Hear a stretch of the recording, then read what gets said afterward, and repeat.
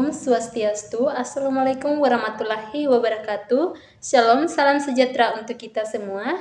Baik, perkenalkan nama saya Afrida Kanata, teman-teman bisa memanggil saya Frida, dengan NIM 202301010025.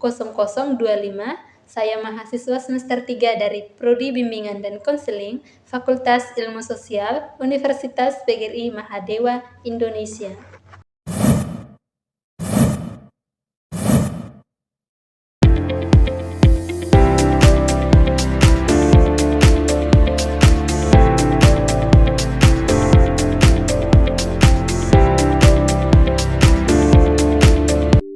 Baik, di sini saya akan sedikit membagikan materi tentang bimbingan dan konseling kepada teman-teman. Yang pertama ada pengertian bimbingan dan konseling, yaitu pemberian bantuan yang dilakukan oleh seorang konselor atau ahli kepada individu atau sekelompok untuk mengatasi masalah dan mengembangkan potensi diri.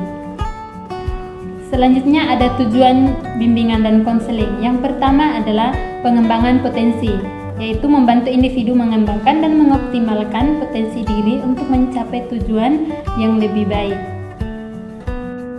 Yang kedua adalah keterampilan sosial, yaitu keterampilan pribadi dan sosial seperti komunikasi yang efektif dan pengelolaan emosi. Yang ketiga adalah pengambilan keputusan, yaitu membantu dalam perencanaan karir dan pengambilan keputusan yang tepat. Yang keempat adalah pemecahan masalah, yaitu menyediakan dukungan dan dalam mengatasi masalah pribadi dan sosial yang dihadapi individu. Selanjutnya ada fungsi bimbingan dan konseling. Yang pertama yaitu pemahaman diri, di mana membantu peserta didik mengenali potensi, kekuatan, dan kelemahan mereka serta memahami lingkungan sekitar. Yang kedua ada pencegahan, yaitu mengantisipasi dan mencegah masalah yang dapat menghambat perkembangan individu. Yang ketiga, pengetasan, yaitu memberikan bantuan bagi peserta didik yang menghadapi masalah baik dalam aspek pribadi maupun sosial. Yang selanjutnya, pengembangan, yaitu menciptakan lingkungan belajar yang mendukung perkembangan optimal peserta didik. Yang terakhir yaitu advokasi, mendukung peserta didik dalam memperjuangkan hak dan kepentingan mereka.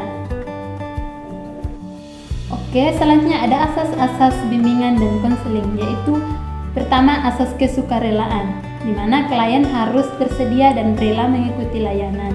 Yang kedua ada asas keterbukaan, klien diharapkan berpikir terbuka dalam berbagi informasi kepada konselor. Yang ketiga ada asas kemandirian, membantu klien menjadi mandiri dalam pengambilan keputusan. Yang selanjutnya ada asas kekinian, yaitu fokus pada masalah yang dihadapi klien saat ini. Dan yang selanjutnya ada asas kedinamisan, yaitu layanan harus berkembang sesuai kebutuhan klien. Selanjutnya ada asas keterpaduan, yaitu integrasi berbagi dalam layanan untuk mendukung klien. Yang ketujuh ada asas kenormatifan, yaitu mematuhi norma yang berlaku dalam layanan. Yang kedelapan atau terakhir asas keahlian, yaitu dijalankan oleh tenaga profesional yang terlatih. Selanjutnya ada prinsip-prinsip bimbingan dan konseling. Yang pertama yaitu berpusat pada klien.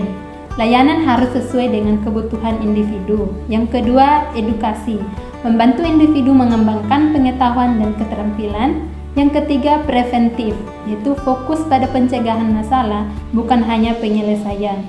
Yang keempat ada aksesibilitas, yaitu semua individu harus dapat mengakses layanan tanpa diskriminasi.